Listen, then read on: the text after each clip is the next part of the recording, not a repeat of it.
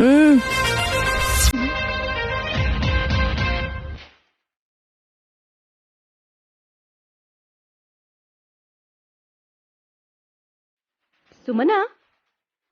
ನೀನು ಅಕ್ಕ ಅಂತ ನನ್ನ ಹತ್ರ ಬಂದ್ರೆ ಇಲ್ಲಿವರೆಗೂ ನಿನ್ನ ಕರ್ಕೊಂಡ್ ಬಂದಿರೋ ಅತ್ತೆಯವ್ರನ್ನೆಲ್ಲ ಬಿಟ್ ಬಂದಂಗ ಆಗತ್ತಲ್ವಾ?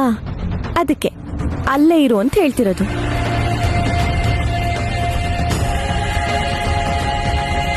ನೀನ್ ಇಷ್ಟೊಂದು ಬೆಳೆದಿದ್ಯಾ ಅಂತ ಗೊತ್ತಿರ್ಲಿಲ್ಲ ಅಕ್ಕ. ಎಷ್ಟು ಚೆನ್ನಾಗಿ ಕಾಣಿಸ್ತಿದ್ಯಾ ಗೊತ್ತಾ? ಮತ್ತೇನ್ ಅನ್ಕೊಂಡಿದ್ಯಾ? ನೈನಿ ಗಾನವಿ ಇಂಡಸ್ಟ್ರೀಸ್ ಚೇರ್ಮನ್ ನಾನಲ್ಲ ಅಕ್ಕ. ಮತ್ತಿನ್ಯಾರು? ₹1 ಕಾರಲ್ಲಿ ಬರ್ತಿದಾರೆ ನಮ್ ಚೇರ್ಮನ್ರು, ಅಲ್ಲಿ ನೋಡಿ.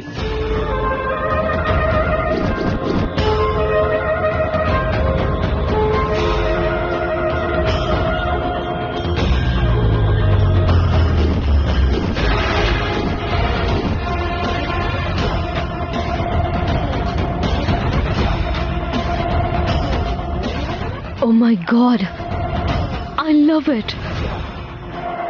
ಈ ಕಾರ್ ತಗೋಬೇಕು ಅಂತ ನಾನು ತುಂಬಾ ಆಸೆ ಪಟ್ಟಿದ್ದೆ ವಲ್ಲಭ್. ನಿನ್ನ ಆಸೆನ ಅವ್ರು ನಿಜ ಮಾಡ್ಕೊಂಡ್ರು. ನಮ್ ಚೇರ್ಮನ್ ಇಳಿತಾ ಇದಾರೆ ನೋಡಿ.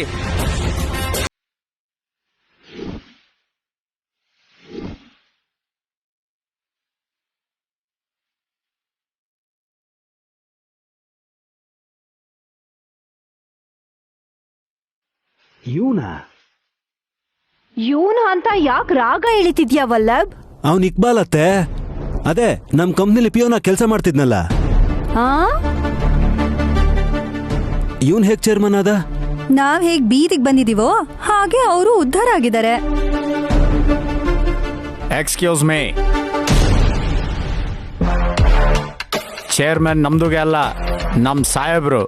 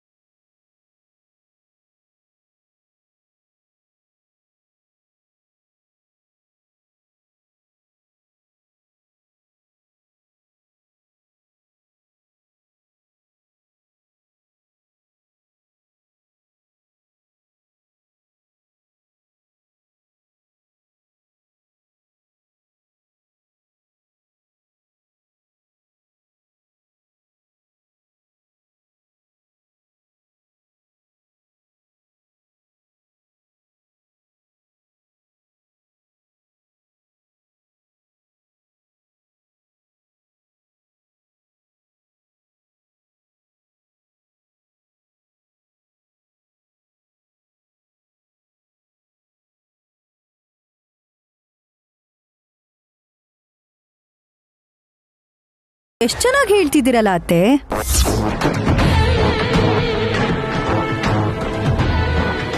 ಯಾಕೆ ನೇನಿ ರೋಡಲ್ಲಿ ನಿಲ್ಸಿ ಮಾತಾಡಿಸ್ತಾ ಇದ್ಯಾ? ಇನ್ನೇನ್ ಮತ್ತೆ ನಮಗ್ ಕುರ್ಚಿ ಹಾಕಿ ಕೂಲ್ ಡ್ರಿಂಕ್ಸ್ ಕೊಡ್ತಾರ ವೇಶ್? ಅದೃಷ್ಟ ಅನ್ನೋದು ಬೆಳಗ್ಗೆನೆ ನಮ್ ಕೈ ಬಿಟ್ಟು ಹೊರಟೋಯ್ತು.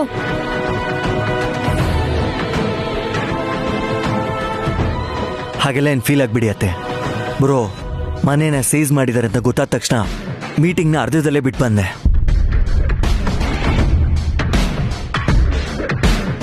$600 ಕೋಟಿ ಪ್ರಾಜೆಕ್ಟು, ಅಡ್ವಾನ್ಸ್ 100 ಕೋಟಿ ಬ್ಯಾಂಕ್ನವ್ರು ಕೊಡ್ತಾ ಇದ್ದಾರೆ. ಅಷ್ಟೊಂದು ಕೋಟಿನಾ? ಬಂದಿರೋ ಲಾಭನ ಲೆಕ್ಕ ಹಾಕಕ್ಕೆ 40 ಜನ ಎಂಪ್ಲಾಯೀಸ್ ಇದ್ದಾರೆ.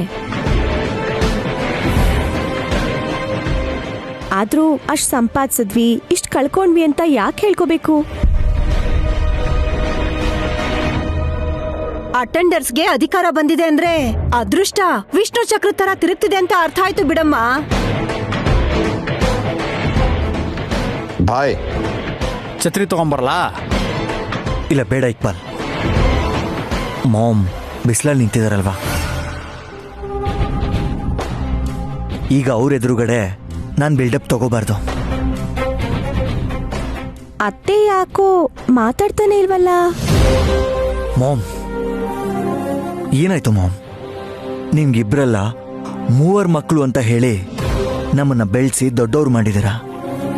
ಒಬ್ಬ ಉದರ ಆದ್ರೂ ಸಂತೋಷನೇ ಅಲ್ವಾ? 1000 ಜನ ಮಧ್ಯೆ ಇದ್ರು ಮಗು ಅಮ್ಮನ ಹತ್ರನೇ ಹೋಗುತ್ತೆ. ಕಷ್ಟದಲ್ಲಿರೋ ಈ ಮಾಮ್ಗೋಸ್ಕರ ಈ ಮಗ ಬಂದಿದ್ದಾನೆ. ವಿಲ್ಲಾಗ್ ಹೋಗೋಣ ಬನ್ನಿ ಮಾಮ್. ವಿಲ್ಲಾನಾ? ಅದನ್ನ ರಸಗುಲ್ಲ ಅನ್ಕೋಬೇಡ, ವಿಲ್ಲಾ ಅಂದ್ರು ಮನೆನೇ. 3 ಕೋಟಿ ಕೊಟ್ಟು ತಗೊಂಡಿದ್ದಾರೆ. ಇಂಟೀರಿಯರ್ಸ್ಗೆ 50 ಲಕ್ಷ ಆಯ್ತು. ಇಕ್ಬಾಲ್ ಅಣ್ಣ, ಈಗ ಲೆಕ್ಕ ಎಲ್ಲ ಯಾಕೆ? 1ನೇ ತಾರೀಕು ಮಾತ್ರ ನೋಡ್ಬೇಕಲ್ವಾ? ಸರಿನಮ್ಮ. ಇನ್ನು ಏನ್ ಯೋಚನೆ ಮಾಡ್ತಿದ್ದೀರಾ? ನಾವು ಬಂದು ನಿಮ್ಮನೇಲಿದ್ರೆ ನಮ್ಮ ಮಾನ ಮರ್ಯಾದೆ ಏನಾಗ್ಬೇಕು? ನಮಗ್ ಮರ್ಯಾದೆ ಎಲ್ಲಿದೆಯೋ? ಸೆಲ್ಫ್ ರೆಸ್ಪೆಕ್ಟ್ ಅನ್ನೋದಿರುತ್ತಲ್ವಾ? ಕೊಟ್ರೆ ನಿನ್ ಕೆನ್ನೆ ಗುಲಾಬ್ ಜಾಮೂನ್ ಆಗ್ಬಿಡ್ಬೇಕು. ನೀನ್ ಹೇಳೋ ಮಾತನ್ನ ನಂಬಿದ್ರೆ ಎಲ್ಲಿಗೋ ಹೋಗ್ಬೋದು ಅನ್ಕೊಂಡಿದ್ದೆ. ಬಂದ್ವಿ ಬೀದಿಗೆ. ನಿಮ್ಗೋಸ್ಕರ ಯಜಮಾನ್ರು ಬಂದಿದ್ದಾರೆ ಚಿಕ್ಕಮ್ಮ. ಅದೃಷ್ಟ ಹೊಸ ಬಟ್ಟೆ ಹಾಕೊಂಡ್ ಕರಿತಾ ಇದ್ರೆ ಕಣ್ಕಣಿ ಆಗ್ಬಿಟ್ಕೊಂಡ್ ನೋಡ್ತಿದ್ದೀರಾ? ಮಾಮ್ನ ಈಗೋ ತಡೀತಾ ಇದೆ ಅನ್ಸುತ್ತೆ. ಹೇಯ್, ದಿನಾ ನೀನು ನಮ್ಮ ಆಫೀಸ್ ಬರ್ತಿರ್ತೀಯ. ಇಷ್ಟೆಲ್ಲ ಆಗ್ತಿದ್ರು ಕೂಡ ನನ್ಗೊಂದು ಮಾತು ಹೇಳಲೇ ಇಲ್ಲ. ಇದನ್ನ ಇಲ್ಲಿವರೆಗೂ ತಗೊಂಬರ್ಬೇಕಾ? ನಡೆಯೋದ್ರಿಂದ ಆದರೂ ಕಷ್ಟ ಅಂದ್ರೇನು ಅನ್ನೋದು ಗೊತ್ತಾಗುತ್ತೆ ಅಂತ ಬ್ರೋ. ದೇವಸ್ಥಾನಕ್ಕೆ ಹೋಗ್ತೀವಿ. ಅಲ್ಲಿ ಭಜನೆ ಮಾಡ್ತೀವಿ. ಪ್ರಸಾದ ಕೊಟ್ರೆ ತಗೋತೀವಿ, ಪುಳಿಯೋಗರೆ ಕೊಟ್ರೆ ಬಾರಿಸ್ತೀವಿ, ಪಾಯಸ ಕೊಟ್ರೆ ಕುಡಿತೀವಿ ಅಂತ ಹೇಳ್ಬೇಡ. ಕರಿತಿರ್ಬೇಕಾದ್ರೆ ಬರ್ತೀವಿ ಅಂದ್ರೆ ಮರ್ಯಾದೆ. ಇಲ್ದೇ ಇರೋ ಮರ್ಯಾದೆನ ಇದೆ ಅನ್ಕೊಂಡು ತಲೆ ಬಗ್ಗಿಸ್ಕೊಂಡು ಹೋಗ್ಬೇಕು. ಹೋಗ್ತಾ ಇರೋದು ವಿಶ್ ಜೊತೆಗ್ ತಾನೇ. ಕಂಡೋರ್ ಮನೆಗೆ ಹೋಗ್ತಾ ಇದೀವಿ ಅಂತ ನೀವು ಅನ್ಕೋಬಿಡಿಯತ್ತೆ. ಮಗ ಸೊಸೆ ಇರೋ ಜಾಗಕ್ಕೆ ಮಾಮ್ ಬರ್ತಿದಾರೆ. ಮಾಮ್ ಜೊತೆ ನೀವೆಲ್ರೂ ಬರ್ತಿದ್ದೀರ. ಕಂದ ವಿಶಾಲ್, ನಿನಗ್ ಬ್ಯಾಂಕ್ ಲೋನ್ ಕೊಡ್ಬಾರ್ದು ಅಂತ ಅಡ್ಡಿಪಡಿಸ್ದೆ. ನೀವು ಕಷ್ಟಪಡೋದನ್ನ ನೋಡಿ ನಾವು ನಕ್ವಿ. ಇಷ್ಟೆಲ್ಲ ಮಾಡಿದ್ ನಮ್ಗೆ ನಿನ್ ಜೊತೆ ಇರೋದಕ್ಕೆ ಅರ್ಹತೆ ಇದೆಯಾ? ಮಾಮ್, ನೀವು ನಮಗೆ ಅನ್ಯಾಯ ಮಾಡಲಿಲ್ಲ. ಬ್ರೋ ಸಿತಾರ ಮಾತನ್ನ ಕೇಳಿ ಅದಕ್ಕೆ ಅಪೋಸ್ ಮಾಡಲಿಲ್ಲ ಅಷ್ಟೇ.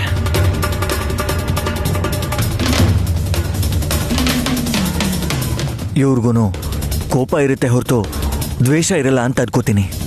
ಕರೆಕ್ಟೇ. ಆದ್ರೆ ಈಗ ನಿಮ್ಮನೆಗ್ ಬಂದು ನನ್ನ ಮನೆ ಅಲ್ಲ ಮಾಮ್, ನಮ್ಮ ಮನೆ. ನಾನಿ ಯಾಕೆ ಹೇಳ್ತಿಲ್ಲ? ನಮ್ಮ ಅತ್ತೆ ದೊಡ್ಡೋರು ಅರ್ಥ ಮಾಡ್ಕೋತಾರೆ ಅನ್ಕೊಂಡಿದ್ದೆ, ಆದ್ರೆ ಬೇಜಾರ್ ಮಾಡ್ಕೋತಾರೆ ಅನ್ಕೊಂಡಿರ್ಲಿಲ್ಲ. ನೋಡಿ ಅತ್ತೆ, ದೊಡ್ಡ ಭಾವಂಗೆ ಇಲ್ಲದೆ ಇರೋ ಈಗೋ ಅಡ್ಡ ಬರ್ಬೋದೇನೋ, ಆದ್ರೆ ತಾಯಿ ಆಗ್ತಿರೋ ನನ್ನ ತಂಗಿ ಹಾಸಿನಿ ಅಕ್ಕ ನನಗೆ ಓರ್ಗಿತ್ತಿರು. ನಾನು ಕೂಡ ತಾಯಿ ಆಗ್ತಿದ್ದೀನಿ. ಇಂಥ ಸಮಯದಲ್ಲಿ ಬರೋ ಕಷ್ಟ ನೋವು ನಂಗೆ ಅರ್ಥ ಆಗತ್ತೆ. ಅವ್ರಿಗೋಸ್ಕರನಾದ್ರೂ ನೀವು ಬರಬೇಕು. ಹಾಗ ಅನ್ಕೊಂಡೆ ಹೋಗೋಣ ಬನ್ನಿ. ಆದ್ರೆ ತುರಂದರ ಮಾಮ್ ಪ್ಲೀಸ್, ನೀವಿಗಿನ್ನೇನು ಮಾತಾಡಬಾರ್ದು. ಮಾಮ್, ಈಗ ನೀವು ಬರಲ್ಲ ಅಂದ್ರೆ ನನ್ನ ಮೇಲೆ ಆಣೆ.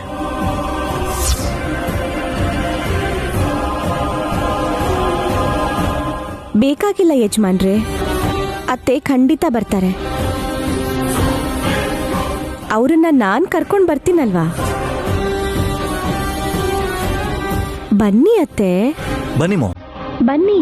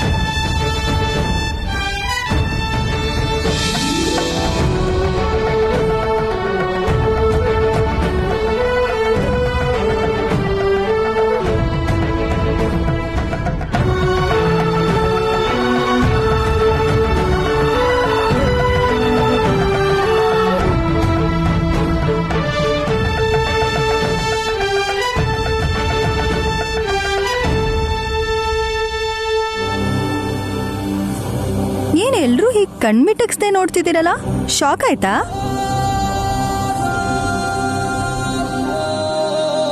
ಬೆಳಗ್ಗೆಯಿಂದ ಶಾಕ್ ಆಗ್ತಾನೆ ಇದೆಯಲ್ಲಮ್ಮ. ಹೊಸದಾಗ್ ಶಾಕ್ ಆಗೋದಕ್ಕೆ ಇನ್ನೇನಿದೆ?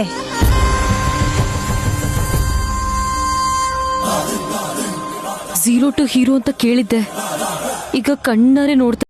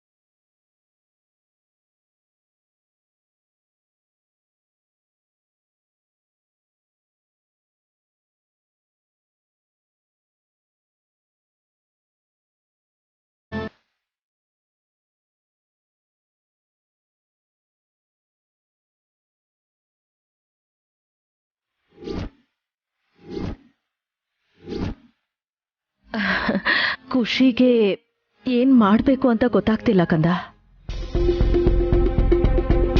ಇಷ್ಟೊಂದು ಅದ್ ಹೇಗ್ ಸಂಪಾದನೆ ಮಾಡಿದೆ ಅಂತ ಕೇಳ್ಬೇಕು ಅನ್ನಿಸ್ತಿದೆ. ಮಾಮ್, ದೇಹದ ಶಕ್ತಿ ಹುಟ್ಟಿನಿಂದ ಬರುತ್ತೆ, ಮನ್ಸಿನ ಸ್ಥೈರ್ಯ ಜೊತೆಲಿರೋ ಹೆಂಡತಿಯಿಂದ ಬರುತ್ತೆ. ಜನಬಲ ನಮ್ ಸುತ್ತಲೂ ಇರೋ ಇಂಥ ಸ್ನೇಹಿತರಿಂದ ಬರುತ್ತೆ ನಮ್ಗೆ.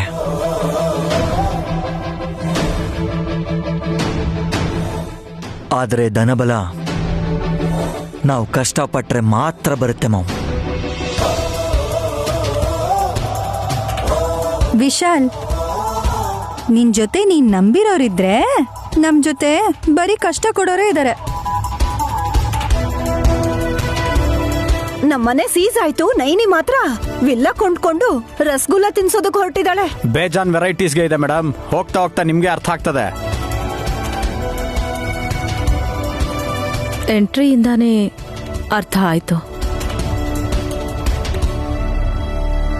ಎನಿವೆ, ಕಂಗ್ರ್ಯಾಚುಲೇಷನ್ಸ್ ಕಂದ. Thank you mom. Congrats Vishal.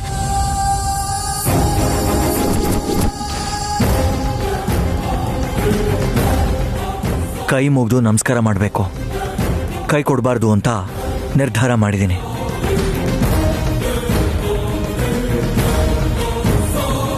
ಇಲ್ಲಿ ಕೇಳು ಸಖಿ, ಇಲ್ಲಿ ಬರೀ ಸಂಸ್ಕಾರ ಇರೋರಿಗೆ ಮಾತ್ರ ಬಿಡೋದು ಅಂದ್ರೆ ನೀನ್ ಬೇರೆ ಜಾಗ ಹುಡ್ಕೋಬೇಕಾಗತ್ತೆ. ಹುಷಾರು ಸಖಿ. ಹಲೋ, ಗತ್ತಿಗೆಟ್ ಬಂದಿದೀವಿ ಅಂತ ಬಾಯಿಗೆ ಬಂದಾಗ ಮಾತಾಡ್ಬೇಡ. ಈಗ್ಲೂ ಬೇಕಾದ್ರೆ ವಾಪಸ್ ಹೋಗ್ತೀವಿ. ದೇವಸ್ಥಾನಕ್ಕಂತೂ ನಾನು ಬರಲ್ಲ. ಯಾರು ಹೋಗೋದಕ್ಕೆ ಹೇಳಲ್ಲ, ಬನ್ನಿ. ಒಂದ್ ನಿಮಿಷ ಯಜಮಾನ್ರೆ. ಅತ್ತೆ, ಚಿಕ್ಕಮ್ಮ, ವಲ್ಲಭಾವ, ಅತಿಥಿ ಸಖಿ, ನನ್ ಸುಮನ, ಹಾಸಿನಿ ಅಕ್ಕ, ವಿಕ್ರಾಂತ್ ಅವರು ಇಷ್ಟು ಜನ ಒಟ್ಟಿಗೆ ನಮ್ಮ ಮನೆಗ್ ಬಂದಿದ್ದಾರೆ. ದೃಷ್ಟಿ ತೆಗೆದು ಆರತಿ ಮಾಡ್ಬೇಕಲ್ವಾ? ಹೌದಲ್ವಾ ರಾಮಕೃಷ್ಣ? Ready sir. ಲೇಡೀಸ್ ಶುರು ಮಾಡ್ಕೊಳ್ಳಿ.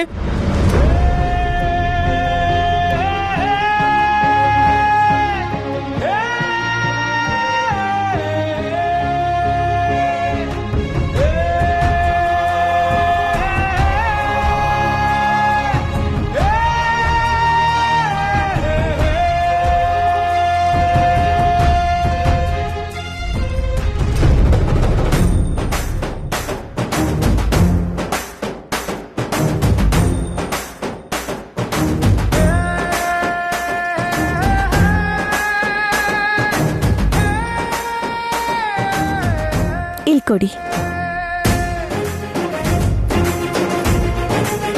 ಅತ್ತೆಗೆ ಸೊಸೆಯಿಂದ ಸುಸ್ವಾಗತ. ಬನ್ನಿ. Heartily welcome. ಬನ್ನಿ.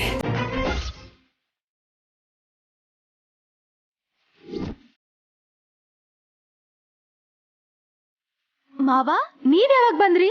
ಮುಳುಗೋಗ್ತಿರೋ ದೋಣಿಯಿಂದ ಯಾವತ್ತೋ ಹೊರಗಡೆ ಬಂದ್ಬಿಟ್ನಮ್ಮ.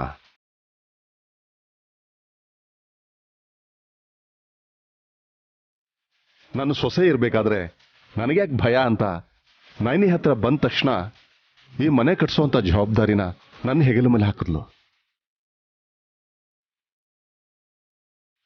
ಎಲ್ಲಿ ಹೊರಟು ಹೋದ್ರಿ ಅಂದ್ಕೊಂಡಿದ್ದೆ. ನೀವಿಲ್ಲೇ ಇದ್ದೀರಾ? ಇಲ್ಲೇ ಇದ್ದೀನಿ. ಇಲ್ಲೇ ಯಾಕಿದ್ದೀನಿ ಅಂತ ಗೊತ್ತಾ? ಇದೇ ಜಾಗದಲ್ಲಿ ವಿಶಾಲನ ಹೆತ್ತಮ್ಮ ಗಾಯತ್ರಿ ದೇವಿದು ಅಂತಿಮ ಕ್ರಿಯೆ ನಡೆದಿತ್ತು.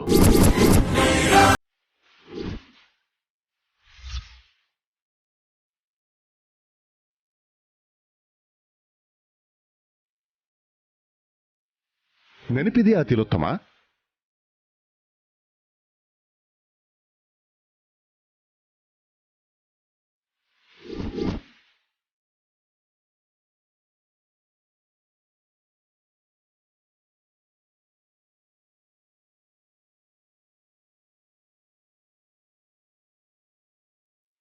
ಅಂದ್ರೆ ದೊಡ್ಡಮ್ಮನ ಅಂತ್ಯಕ್ರಿಯೆ ನಡೆದಿದ್ದ ಜಾಗದಲ್ಲಿ ಈ ಮನೆ ಕಟ್ಟಿದ್ದೀರಾ?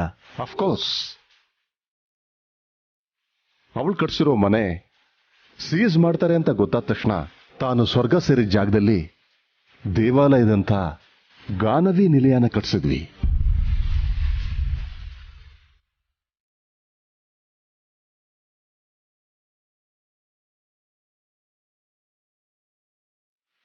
ಗಾನವಿ ನಿಲಯ. ಮಾಮ್, ನಮ್ ಹುಟ್ಟೋ ಮಗು ಹೆಸರಲ್ಲೇ ನಾವು ಕಂಪನಿಗೆ, ಈ ಮನೆಗೆ ಹೆಸರಿಟ್ಟಿದೀವಿ ಮಾಮ್.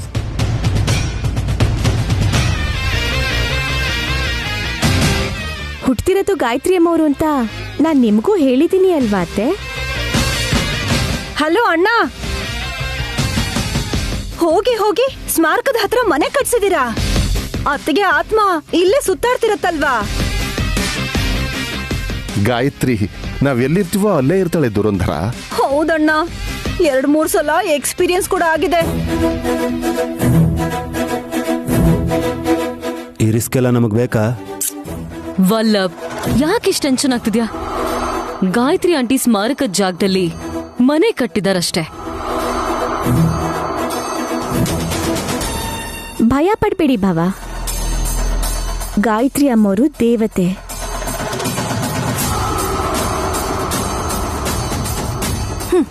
ಇದೆಲ್ಲ ಅವ್ರಿಗೆ ಅರ್ಥ ಆಗ್ಬೇಕಲ್ಲ. ಅಮ್ಮ ಹಾಸಿನಿ, ತಿಂದು ಎಷ್ಟೊತ್ತಾಗಿದೆಯೋ ಏನೋ, ತಿಂದ್ಮೇಲೆ ಬೇಕಾದ್ರೆ ಮಾತಾಡುವರಂತೆ. ಬನ್ನಿ. ಇನ್ನೇನ್ ತಿನ್ನೋದಣ್ಣ? ವಿಷಯ ಹೇಳಿ ಕೈಗೆ ಹೂವ ಕೊಟ್ಟು ತಲೆ ಮೇಲೆ ಬಾಂಬು ಇಟ್ಟಿದ್ದೀರಾ.